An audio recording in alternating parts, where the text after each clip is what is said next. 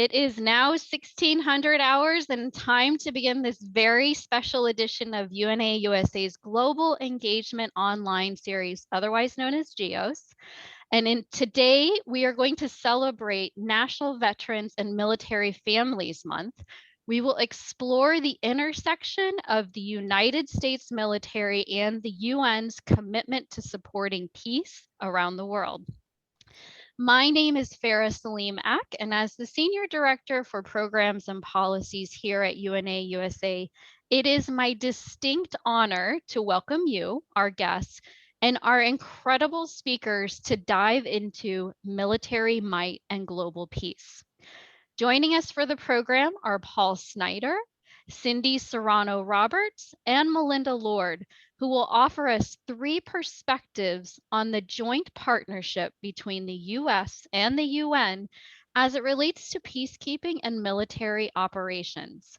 While we'll be meeting each speaker individually, you can read more about their bios in the link that's placed in the chat box. But if you have questions anytime during their vignettes, please feel free to drop them in the Q&A section at the bottom of your screen. I also want to ask that any viewer who is an active member or a veteran of the military, please go ahead and introduce yourself and let us know in the chat box. We, of course, salute you and thank you very much for your service. And now, allow me to mention how and why UNA USA wanted to spotlight this very unique and very interesting relationship between the US military and the UN. Right now, there are 12 active UN peacekeeping missions across 3 continents, and more than 120 countries, including the United States, contribute troops, police, and civilian personnel. So why is it important for UNA USA and our sister organization, the Better World Campaign, to promote US support for UN peacekeeping? Well, there are so many reasons, including those that are related to finance, responsibility, and commitment. Take, for example, the fact that it is 8 times more cost effective for the US to financially support a UN peacekeeping mission than it is to deploy US military forces. But besides the financial aspect, UN peacekeeping missions are critical to US interests because they promote our national security objectives. And also, as some of you know, because the US is a permanent member of the UN Security Council, our country participates in approving or denying peacekeeping missions around the world. In other words, it is our global civic duty to support the UN in its humanitarian and peacekeeping operations. And I wanted to just quickly share with you a recent survey that was conducted by the Better World Campaign, which indicates that the UN's favorability among us as Americans is at 56%, which is over 20 points higher than that of Congress. Another statistic is that 69% of Americans say the UN is an organization that is still needed today. And even more so, 84% of Americans believe it is important for the US to maintain an active role in the UN. 62% of Americans agree the UN is supportive of America's goals around the world. And very important for today's discussion, 6 in 10 Americans support the US to pay its dues to the UN and UN peacekeeping on time and in full. So keeping all of that in mind, our guest speakers today definitely exhibit actions that support these same sentiments of US contributions to the UN. It is my pleasure to now welcome to the stage Paul Snyder, a retired Lieutenant Colonel of the US Army, and who now serves as Director of Digital Education and Innovation for Johnson & Johnson. Welcome, Paul. Thanks, Farah. Great to be here. Thank you. So from October 2015 through January 2021, you were a UN military staff officer. And if you'd like to read more about Paul, please go ahead and click on the link in the chat box. But first, we wanted to take a look at a short video featuring Paul as part of the Americans in the UN segment.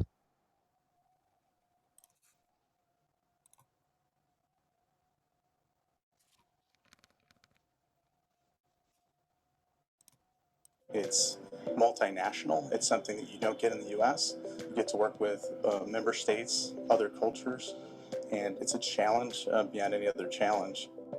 Each year, 100,000 peacekeepers deploy to the world's most dangerous places, putting their lives on the line in 14 missions across 4 continents. One of those peacekeepers is Paul Snyder, a native of Wisconsin who has served all over the world. During a recent trip to UN headquarters, we spoke with Paul about his experience as an American in UN peacekeeping.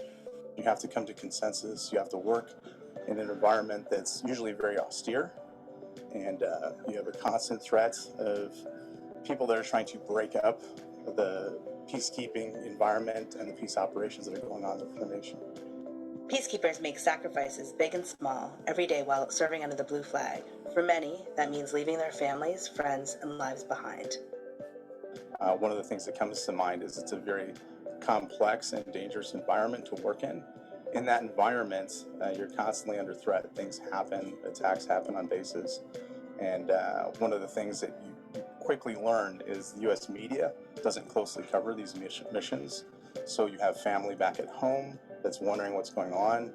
Upon his arrival, Paul was confronted with a serious challenge. There was the attack on the Radisson Blu, where 170 personnel were held hostage and 20 died as a result of this attack by a terrorist organization. I went from an area that was very secure, including the Radisson Blu, with a lot of security, to an area that had little governance and even less security. Despite the challenges, peacekeeping is an incredibly rewarding experience. Very lucky to have a female officer assigned to me, the only one of the 43 mission staff officers. I sat down with Aisha and I asked her, she'd been there for 2 years on mission, what do you think should be the priorities? Aisha quickly responded with women's empowerment and children, and we should concentrate on that. Some of the things we did is we provided equipment that was needed for women in Menica to get economically more successful, sewing machines, other equipment that they could use to make money to support their children, as well as a soccer field in Fafa. As one of just a handful of Americans serving in the UN peacekeeping mission, soldiers like Paul are leaving a lasting footprint. Americans everywhere need to know that the UN is very critical across the world. It's the only organization of its type. And when blue helmets show up on ground, it is a very tremendous experience for those people that are in most need.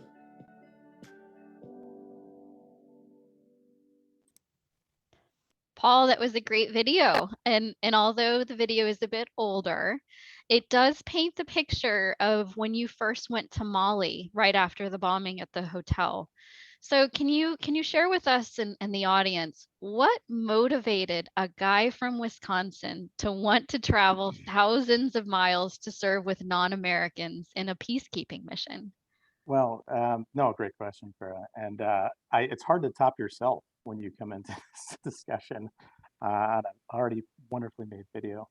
One of the things that was going on at the time, so the video you saw was talking about back in 2015 in Mali with the Radisson Blu bombing. About a year before that, President Obama had made an announcement that he was going to double our investment and all our partners should do the same. For me, I'd spent most of my career in special operations doing civil military coordination, which in UN CIMIC. So working with the State Department, with the CID, and working with humanitarian development partners on ground. So opportunities started increasing for it, and I saw the opportunity. I was working disaster relief in Central and South America for the U.S. Army to get back and give back with the UN mission. So as that Mali assignment came forward, I couldn't think of a better way to work in a more diverse environment than with the UN. So jumped at the opportunity. And we're glad that you did, Paul.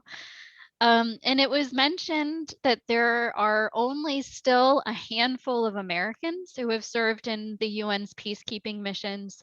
So can you help to personalize that and share an anecdote or a story during your time with the UN in which your identity as an American was brought up or it was a factor? I think it's a factor everywhere you go. So as a U.S. military officer, there was two of us that went up to Gao, Mali, after that bombing. So we had expanded our U.S. peacekeeping support, military support, and me and another lieutenant from the Navy went to that area. And once they saw the U.S. flag, there was general assumptions about what we brought, and they turned to us because they know what they were getting were tremendous planners, people that had a wealth of experience, especially at the time being 15 years in a war environment, and they relied on that. So I think the first thing in Gao, we came in and I saw the outside of perimeter of the base itself wasn't necessarily built right. So we had that conversation right out the gate. The Chinese security were doing force protection and security. And so we talked to the sector commander, who was a Bangladeshi one-star general, and had a great conversation with him and then our partners. And we started making those corrections because after that bombing, any kind of security issue you might have with the base needed to be resolved immediately. And within 6 months, that had been fixed, and the base was more secure up in Gao.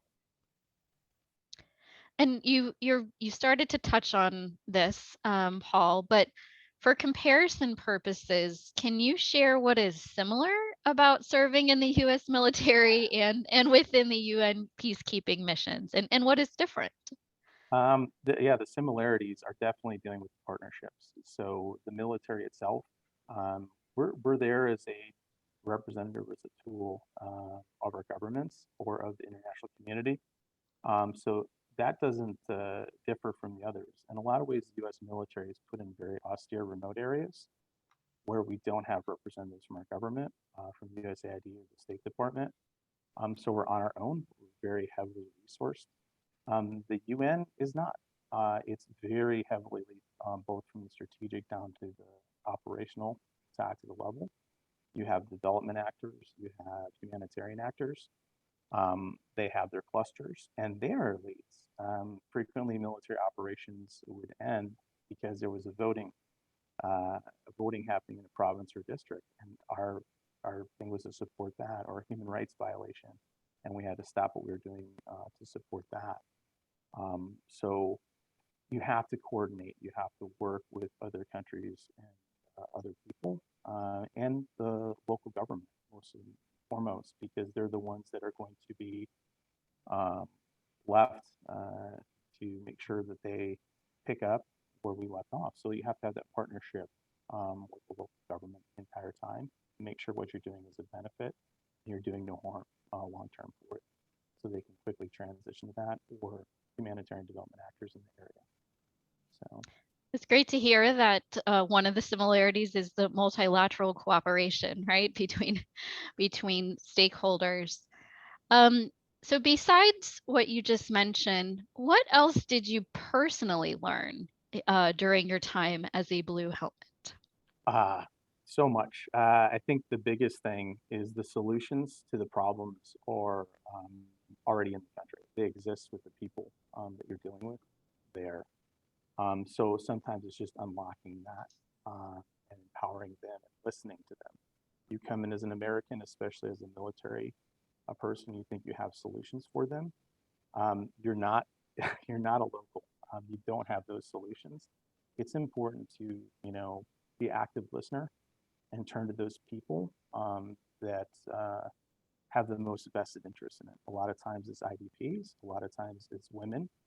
And relying on them and having them guide the way on what needs to be done to solve some of these solutions, because they're going to be living it after you leave. So it's important to make sure that things are sustainable long term, and we don't go in there and just spend money and then create problems that we have to leave behind after we're done. So. Thanks, Paul. And as we close out the segment of your vignette, if there is one thing that you wish you could help your fellow Americans realize about having the US involved in UN peacekeeping operations, what would it be? I think it's the criticality. If we are not involved in the UN peacekeeping operations, we lose out on a great opportunity. We've been at war for 20 years, and we've started to withdraw from areas like Afghanistan and Somalia. We have a tremendous wealth of experience overseas and interaction with different multinational and international communities. And we lose out on that opportunity if we don't engage at the United Nations and sit across the table with China and Russia and some of our Security Council partners and engage with them and have an understanding of them. Because having that depth and that knowledge helps us through some of these difficult situations that we may have or some of these conflicts of interest. If we don't sit down at the same table as UN military officers and work on similar problems, we'll never get to understand each other and we'll never come up with solutions together. Thanks, Paul. And I think that's a good place to share your perspective and to ask you to sit tight with us as we bring up our next guest speaker. But if you do have a question for Paul, please do pop it into the Q&A portion of your screen. And now I'd like to introduce Cindy Serrano Roberts, who is a UNA USA member and is in fact a UNA USA award winner. Cindy was the recipient of the 2021 UNA USA Advocate of the Year, and this is due to her tireless effort working to ensure equity and inclusion and the continued support of the UN in her community, in her work within the military, and of course within her country. And Cindy is coming to us live from Hawaii. Hello, Cindy. Aloha, Farah. Sending lots of aloha from Honolulu, and just so happy to be here today. Thank you. Thank you. And thank you, of course, for your service. And what a great place to start is, how do you feel the US military and the UN intersect, given your line of work, your role as a UNA USA member? Mm-hmm. So Farah, I think that's a great question. And in my current role here at Headquarters Pacific Air Forces, I've had the unique opportunity to become a gender advisor for Pacific Air Forces and partner with Pacific countries on humanitarian missions, exercise planning. We just met with the Malaysian and the Mongolian Air Force last week to talk about the UN Security Council Resolution 1325, what it is and what it looks like in a meaningful way, not just from a policy standpoint. And so it's given me a front row kind of seat to how the military has adopted and created its own action plan for the region here, and how we're able to share it with other countries that are interested in increasing women's decision-making in public spaces. That's excellent. And can you dig a bit more into some of what you found out, the impact, as you mentioned, with your work with the Malaysian military as well? Yeah, absolutely. And so what we found was there was a little bit of maybe a knowledge gap or just an understanding between what the UN resolution looks like and how it's operationalized. And the word operationalized is key because we in the Department of Defense, we tend to refer a lot to policy. But I think the challenge as a leader, and especially as a gender advisor, is explaining what that looks like when the rubber meets the road in your everyday activity. And so the term gender advisor, we found, was a little foreign to some of the foreign militaries and some of our allied partners. And so we just explained to them, like when we look around the room right now, there are no women, right? And so this is a great, very simple example, low threat as well, as to what it looks like, what meaningful participation looks like. And I think that began to pull the thread on the conversation as to why.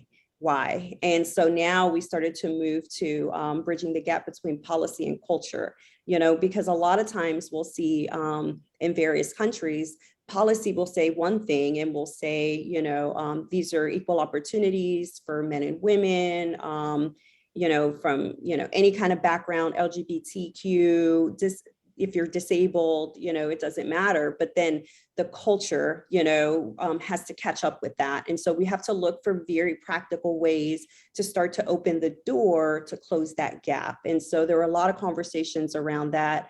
And we're starting to work with the South Koreans as well to kind of talk about that. How do we kind of take these very small but meaningful steps to close the gap between policy and culture if what we say is true, that women's meaningful participation is important and it means something. I like that, the gap between policy and culture as an area to explore. And speaking of this area to explore, as I had mentioned in my brief introduction of you, you are the 2021 Advocate of the Year. And I was hoping that you might just share with the audience how being this award recipient and your work to earn the award, how does it play into your hopes and your goals to achieve diversity and inclusion in the military? That's a great question, Farah. And I'd be remiss if I failed to share that I actually learned how to become an advocate, and I developed my advocacy through becoming a UNA USA member. I have to really put that out there. And so when I was stationed in the Pentagon in DC, I had a unique opportunity to stand up the Air Force's first ever diversity and inclusion office. And so I think kind of luck and timing met during that time. As I became a certified diversity and inclusion practitioner, I met a colleague whose wife was a member of the NCA chapter. I became a member, and I really started to develop those advocacy skills. And so to answer your question, my hope is that I will continue to be inclusive in very meaningful ways. And so something that I try to practice is just pausing, looking around the table, and looking at whose faces I don't see, and listening for the voices I don't hear, because those are very meaningful faces and voices that we need to bring to the table. That's amazing. And how serendipitous that you were asked to be a part of the National Capital Area chapter. And of course, I'm very pleased to hear that you learned your advocacy skills from being a UNA USA member. Absolutely. How do you support diversity and equality of human rights in all aspects of your life? So you talked a little bit about how you do that in your current role at work, if you will, but how do you want to do that more so as a UNA USA member and other aspects of your personal life and as a UN advocate? Wow, that's a really great question. So I think once you begin to look around and you begin to kind of ask yourself, you know, who is included and who do we need to include, it forms a lens that I have found that you can't ever stop looking through. And so whether I'm online, I'm looking at the news, I'm looking at opportunities from UNA USA to participate and advocate, or just issues around the world, that lens really kind of allows me to set a pathway to start, I guess, building a plan as to, well, how am I going to make my voice heard? So, for example, we just hosted our first ever Pacific Women Peace Security Symposium earlier this spring, where we brought about 22 partner nations from the Pacific here. And we had an opportunity to work with the Asia Pacific Center for Security Studies. And one of the speakers was sharing what was going on in Myanmar and that she had family there. And so through that lens of diversity and inclusion, oddly enough, we started a conversation on, well, how are you advocating for your family? And so then we kind of brought her together with Miss London Bell, who's the co-chair of the UNA Women's Affinity Group, to say, hey, we have to include this conversation in some of our conversations, because we have women in this country that, you know, have the right to live and to, you know, to livelihood and to just global security, personal security. And so kind of a big answer, but I think that diversity and inclusion lens has really kind of helped me to look for opportunities where help is needed, advocacy is needed, and it's just not happening. Thank you, Cindy. And thanks. I know this time has gone by very quickly to hear more from you in a little bit when we have our Q&A session. So thank you very much for sharing your journey and your experience. Absolutely. And right now, I'd love to introduce our third guest speaker, Melinda Lord. And she is also a UNA USA member based out of California and has had an incredible journey starting from her first international post as a Peace Corps volunteer in Northern Yemen to her current role as a rule of law subject matter expert and trainer. Welcome, Melinda. Thank you. It's Thanks great for to be here. Thanks for joining us. You have, of course, as I mentioned, a very impressive list of experiences and credentials, but I'm hoping that we could dig into some of the roles in which you've helped to facilitate exercises for the US military. And in those exercises, you help soldiers to learn more about international organizations like the UN and how to effectively engage with them on the ground. So if you could, can you share a bit more about what has struck you the most about some of these experiences? Yeah, the thing that strikes me the most, and I'm probably Paul will be familiar with this, is that I don't think there is enough opportunity for our soldiers to interact with the UN and the international community at large. That's the short answer. Do you care to expound? Yes, go ahead. Yes. What I'm working on right now is I work at JRTC, which is a training center at Fort Polk, Louisiana, and they run 2.5-week training rotations there in an austere environment. So basically, the soldiers are out in the forest for 2.5 weeks, and it's a simulated war exercise. I play the United Nations representative in this fictitious war. And in that way, I have this opportunity to interact with the soldiers one-on-one as much as I can. But the format for me is I am representing the UN as either the OCHA representative or a resident coordinator or humanitarian coordinator. And we will hold a daily meeting with the clusters. Paul mentioned the clusters. These are the other international organizations and non-governmental organizations that are working on the ground. And the situation is a crisis building into a war. And due to the circumstances on the ground, people are without food, they're without access to their commerce, travel, et cetera. And so we are there to try to fill the humanitarian gaps while this war situation is evolving around us. The interaction between the United Nations and the US soldiers in this training venue is limited to my meeting once a day.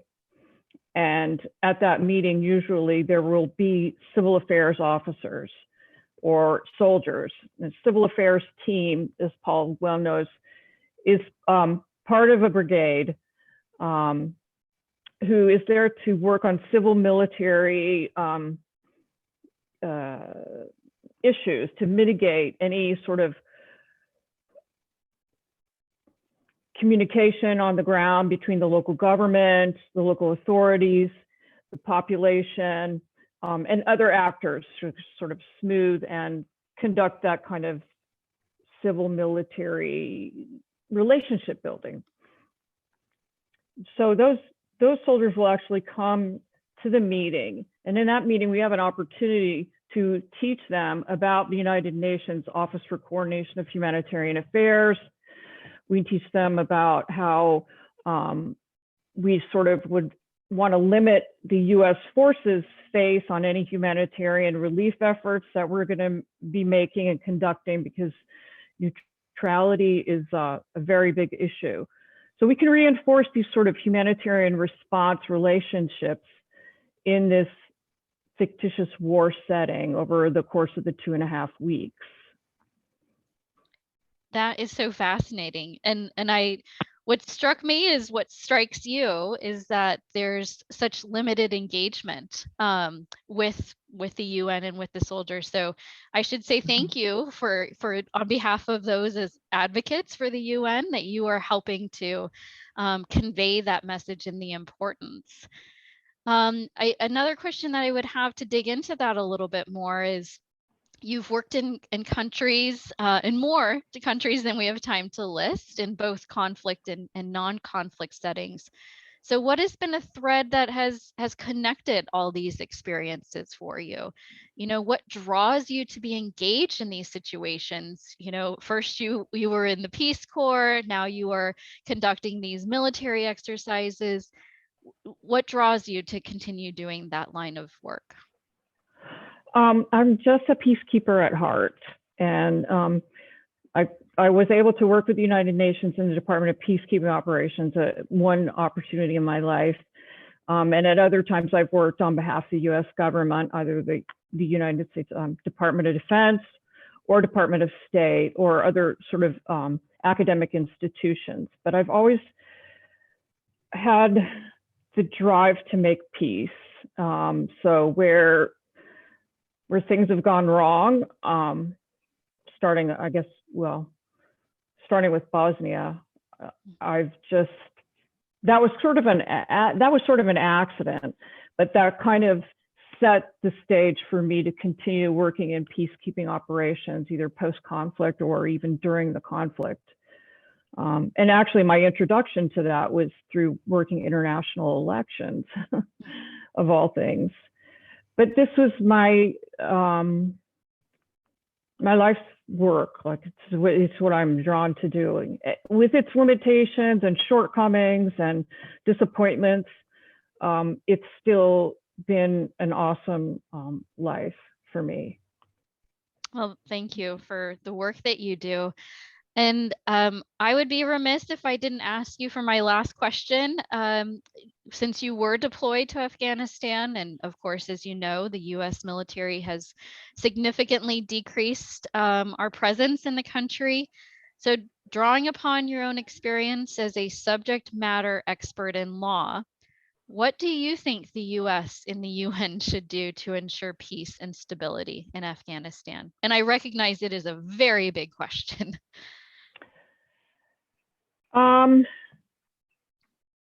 I just don't want to get too much of my opinion in this, but I think what we should be doing going forward is continue to support the United Nations in their efforts, because right now there's a huge humanitarian crisis going on in Afghanistan.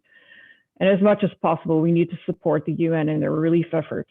The other thing that I think as Americans, we need to step up the special immigrant visa program. And also I saw something in the news today about the TIPS program, which is a temporary visa program. And what blew me away was that Afghanistan is not on that list. So I'm not sure what the total requirements are for TIPS, but Afghans weren't on that list. A whole bunch of other countries were. So we need to be better at, I think, trying to work in such a difficult situation. Yes. I wish I had more suggestions, but it's a heartbreaking situation. Support the UN. That's what we have to do. Let's just keep supporting the UN in their efforts to make people's lives a little more manageable. Yes, thank you, Melinda. And you're right, it is a very big, weighty question that we should all consider. And thank you for letting us get to meet you a little bit more. And I'd love to bring back Paul and Cindy to join you so that the three of you have a chance to answer questions that there may be from the audience. We do have actually quite a few. I'm going to scroll through here. I'm scrolling. Okay. Let me ask you this question. What is the legacy that you each would like to leave behind? Talk about big questions, right? I can go ahead and I can start the response to that. So one thing that I found in my advocacy journey is that my voice matters, and I didn't always know that. And so I hope that my legacy is that you can always find your voice, and you can make a difference. You absolutely can make a difference wherever you're at. Thanks, Cindy. Paul, what can I call upon you? Yeah, absolutely. No, it's taking advantage of these opportunities to talk on behalf of expert UNA and USA on Better World, to continually advocate wherever you go for UN peacekeeping and additional US military involvement in the right way. We're missing out on those opportunities. So any way you can do that, I'll continue to do that. Whether it's talking to local political officials, Congress, just continue to push that envelope and take part of these discussions. Yeah. Melinda? For me, it's just to continue to try to bring my experience to the table and to help, at this point in my life, help the soldiers to understand what the UN is, what it does, what the other international actors are in the field, and for them to understand the other players in the ground. I think our soldiers a lot of times are sequestered, and a little more sequestered than a lot of others. And the United States has their reasons for doing things the way they do, but I would look forward to more participation directly with our troops in UN peacekeeping operations. And I would hope that I can continue to do the work that I'm doing in sharing all this knowledge and experience with our US military anywhere possible. Great, thank you.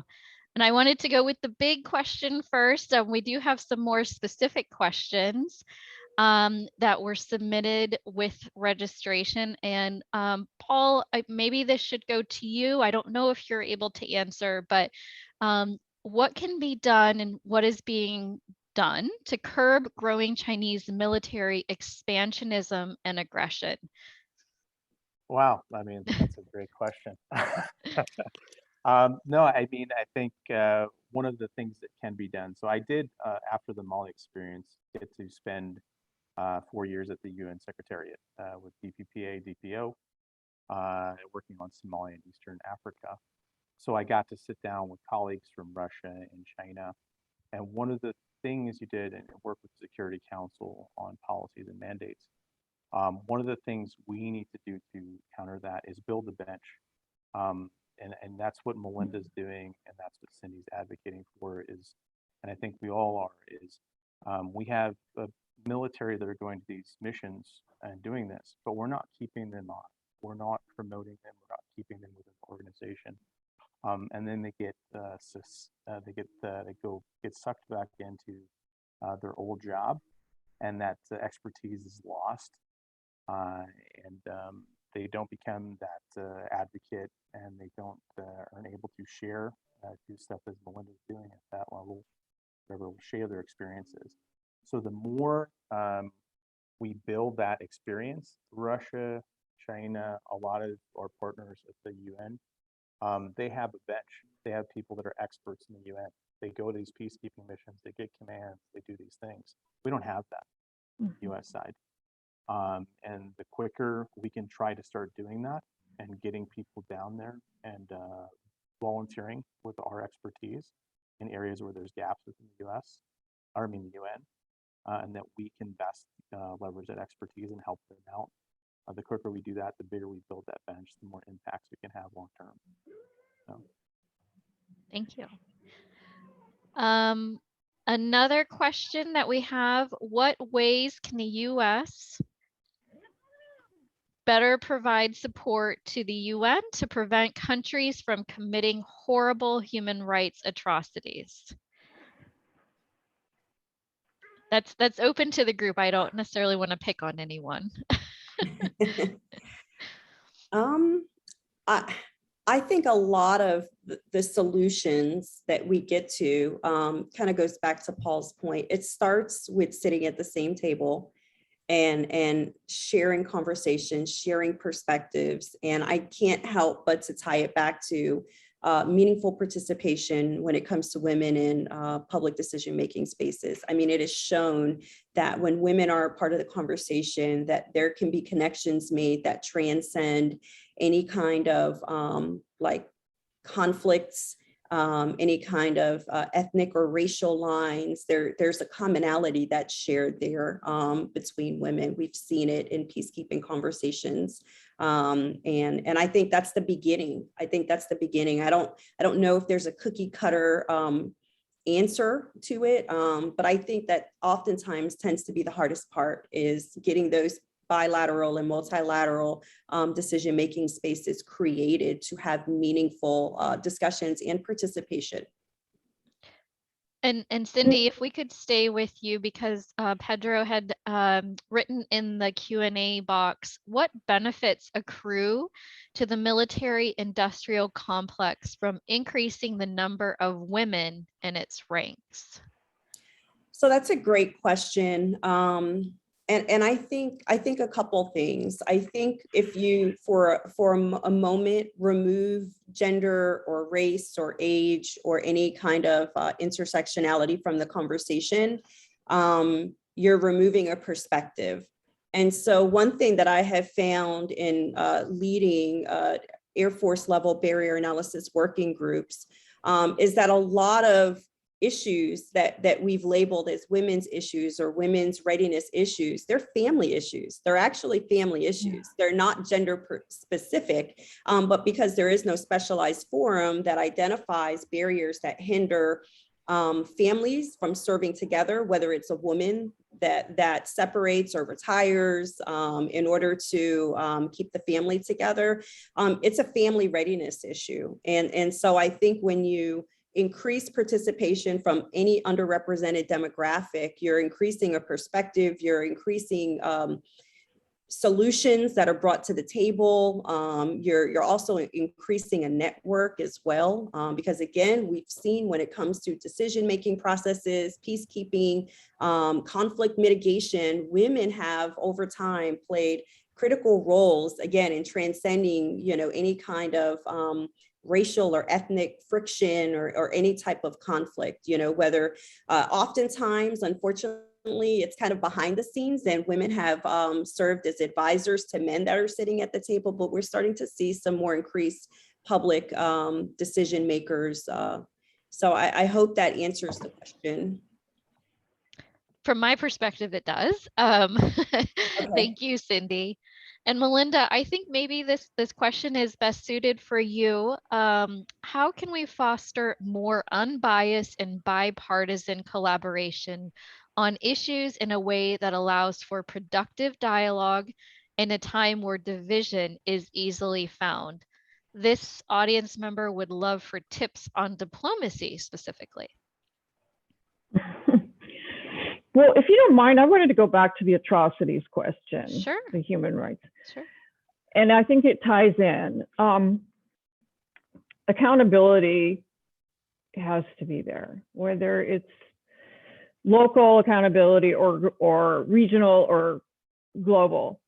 And so whether or not the US institutions are executing international courts effectively, to everyone's satisfaction, we need to keep working towards improving these institutions because they are still in their infancy, basically, and they're being built. So the ICC, et cetera, that all needs our support. And we have to have the accountability for atrocities. To talk a little bit more about the second question, refresh my quickly.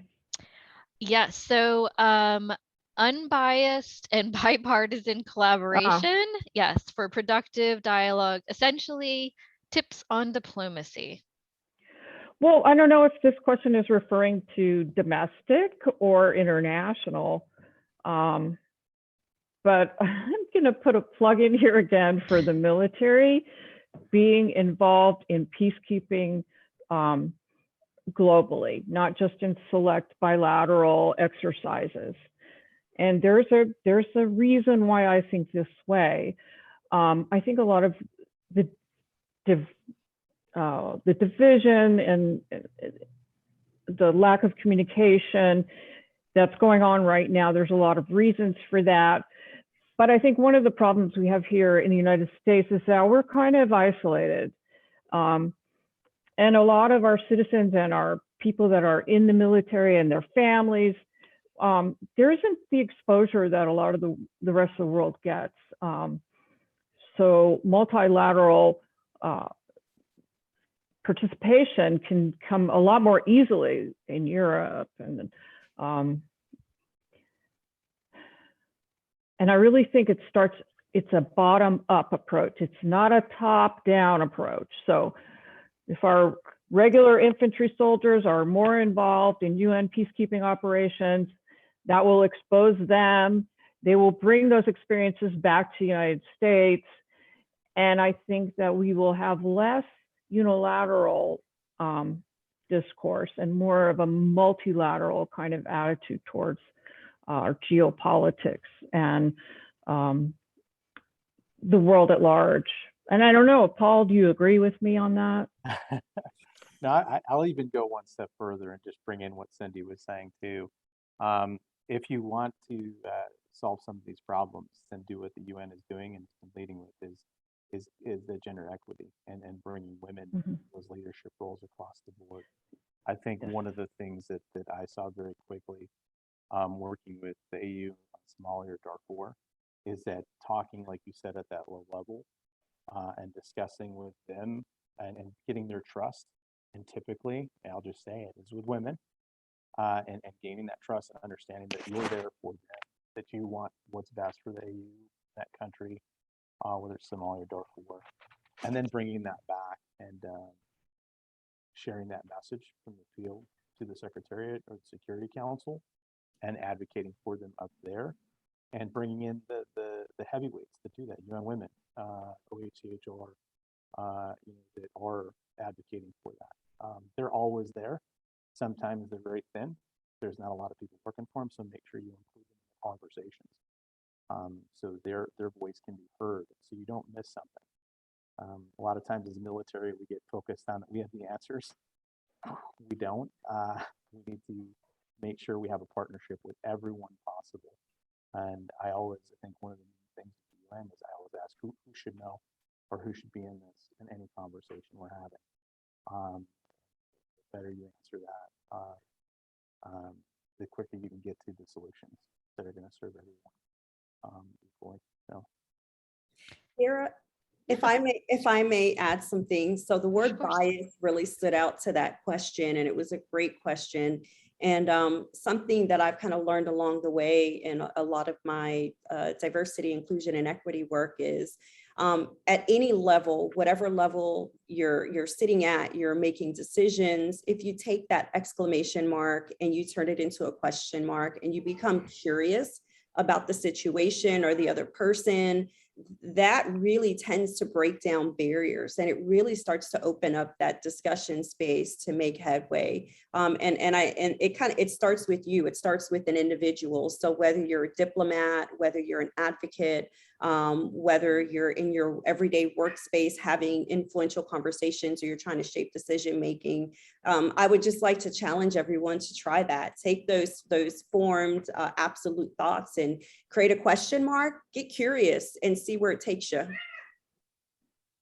couldn't have said that better myself, Cindy, because we did have a question about, how does one who's watching this program, how do they take the next step to become more well-rounded advocates? And I think you've shared some great tactics and tips. And there is a specific question here, and maybe this is for Paul, and Paul, you can tell me if that I'm totally off base here. But Thomas John has asked, what role, if any, do you see regenerative subsistence farming communities playing in establishing long-term peace accords? Wow, I mean, that's when you're talking about, that would not be my area of expertise for sure.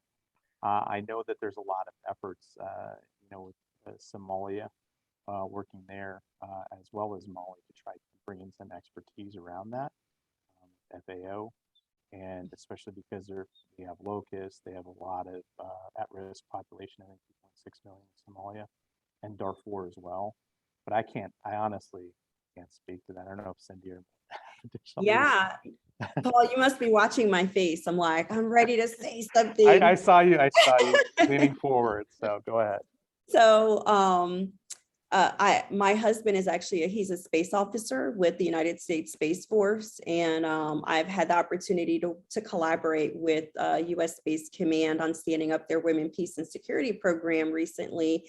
And something that we've talked about is how to operationalize women, peace and security in space. Now, I know the question is around agriculture, but I think this is a great example as we're still establishing policy in space, right? Because there's so much that's going on there. We don't want it to become a war zone. We don't want to nuclearize space. But the other thing that we've talked about is protecting GPS satellites, because if you knock out a satellite, you can inadvertently or maybe intentionally impact agriculture. And that's where women and children, depending on what part of the world we're looking at, are the most vulnerable to food security, global kind of security, personal security. And that's when you kind of start getting into the secondary and tertiary effects of human trafficking, sexual exploitation. So those are some conversations that are happening around agriculture. That's one piece of how to operationalize women, peace and security in space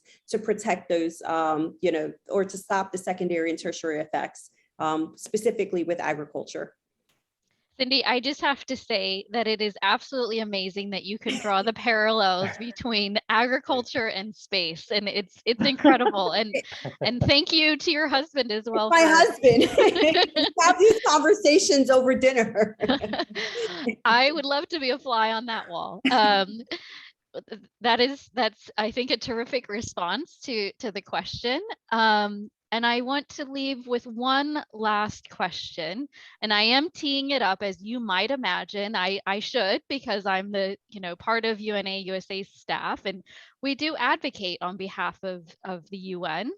And so, what is it that you each think that everyday Americans can do, just like you, to contribute to this strong partnership between the US and the UN? What is your piece of advice, and what is that viewer today? What is something that they can do immediately following the program? Join UNA. Join your local chapter. Thanks, That's Melinda. right. Yeah. That's the obvious one. Yeah, I mean, it sounds so cliche, but when I became a member, like, again, join a chapter, become a member at large, but when I joined, I was blown away at the training. You're not just sent out there cold to participate in opportunities, the training that teaches you how to effectively advocate, the different opportunities, whether or not you live in like DC or New York. I mean, there are so many virtual opportunities, hybrid opportunities, take advantage, step out there and take advantage of the opportunities that will equip you to be effective, and you can grow into that. Thanks, Cindy. And Paul, I'll leave it to you for the last piece of advice. They covered the important ones, but I'd say the big thing is just keep informed. It's very hard in the United States to get the news of what's going on in the world. And I think I mentioned it in the video starting out. So challenge yourself to continue to research and to see what our policies are in support of the UN. And if you don't think we're doing enough, let your congresswoman know, let your senator know, and continue to push for wherever you're at, because we have to work on this together, and the solutions are going to be done in partnership with all the national community. That can't be a U.S. solution; it has to be a national one. Thank you. Thank you so much, Melinda Lord, Cindy Serrano Roberts, and Paul Snyder, for that great PR, to be really quite honest, and for sharing your journeys and your hopes for the future. I trust that our audience today, whether or not they are in the military, will take away your perspectives that support peace in every which way and in every capacity. And actually, we do want to offer you, our viewers, with the chance to contribute right now to support peace. At UNA USA, we believe in providing opportunities for members and non-members alike to share their voice about issues that are important both to us in the US and around the world, and in Cindy's case, and in space as well. For this reason, we encourage everyone watching this program to please take a moment to send your member of Congress, as Paul has very eloquently mentioned. Ask them to co-sponsor the U.S. Commitment to Peacekeeping Act, which you can do by taking a picture of the QR code and taking a minute to fill out the form. This form will be automatically sent to your specific representative, and it will ask them to consider co-signing House Resolution 4420, which is to ensure that the United States pays for our share of UN peacekeeping missions around the world. This is a bill that also lifts the cap that the US has arbitrarily put on top of the dues that we as the United States pays to UN peacekeeping. Did you know that our country currently owes more than 1 billion, with a B, billion, in arrears for what we said we would contribute and support to UN peacekeeping?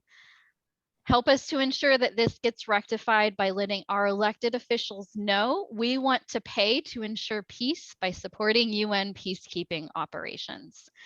And of course, I would also be remiss to say, if you aren't a member, please join us. Join our movement of more than 20,000 Americans across the country, like Cindy Serrano Roberts, like Melinda Lord, and like soon to be Paul Snyder, who care about and advocate for issues like peacekeeping, like military might, and global peace.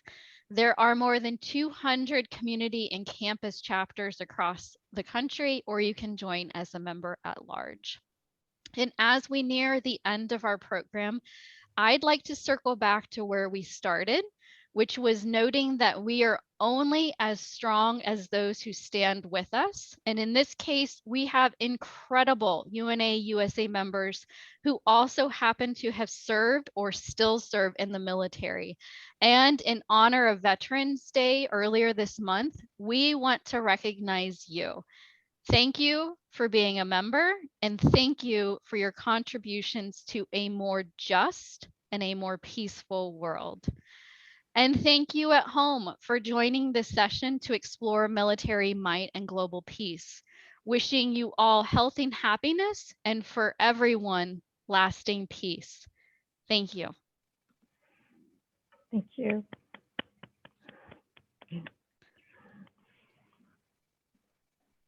Thank you so much, everyone.